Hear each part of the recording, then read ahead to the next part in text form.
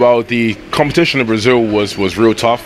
The guy who I fought, he was real awkward. Just watching him move around, watching him warm up, so to actually gauge him and read him was actually a real hard thing to do. When we actually got into the ring, he was nothing actually what he appeared to be in the warm-up session. He actually threw me off just a little bit 5 minutes beforehand when we were side by side getting ready to enter the ring. He turned around, looked at me, we both shook hands, and he said to me that, "I've seen videos of you fight, you're a good fighter." And kind of threw me off just a little bit because I knew I had to pull something out of the hat, at which I ended up doing because of getting an injury in the fight, and but it worked. Now, obviously, you've done some work prior to the event. Yes. How much did you think that assisted you in your fight?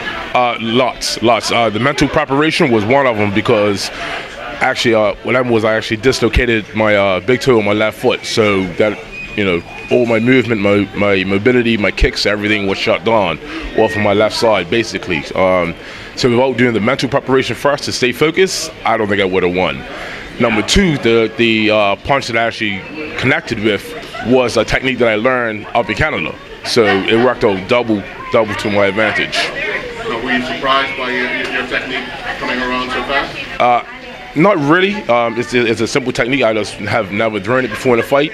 And again, which plays into my strength because from my opponent seeing videos of me fight, I had never done that before. So it wasn't something that he was expecting or prepared to defend and counter against. So it actually, it was a blessing in disguise that he said that he had watched videos of me fight. Wow, congratulations. Thank you. Well done. Thank you. Obviously, Garen, you did take part in the field as well, but more importantly, you fought in Colombia, you competed in Colombia. What was that experience for you with so many people around? What was that like for you? I'm competing in the World Games is something that I've never ever seen before. It's my first multi-sport world event. The Colombian fans were ecstatic. The first time I've performed in an arena that's sold out. Usually the crowd is made up of athletes and coaches from other countries. But I was really pleased with my performances in Colombia. I think having the opportunity to perform a number of times in Brazil prior, having lots of floor time, lots of warm-up time to practice really helped with my confidence leading into it. A few of the elements such as my aerials, no-hand cartwheels with the weapons in my hand, I didn't land one of them in Brazil. I landed all of them in Colombia. So the preparation definitely paid off. Jamal stepped in, took the coach's role and did an excellent job in preparing me. I was always stretched out, warmed up and ready to go. So I ended up with 11th place. I scored my highest ever in the SWOT 8.85 and I ended up with an 8.75.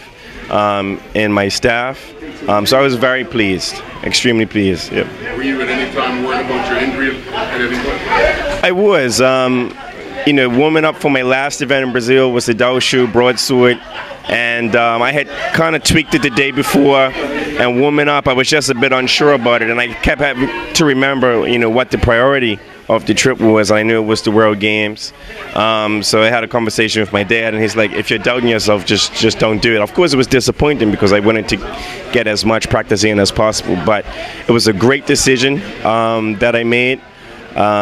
They had some great chiropractors on ground at the World Games the night before. I saw a chiropractor, worked me out really well.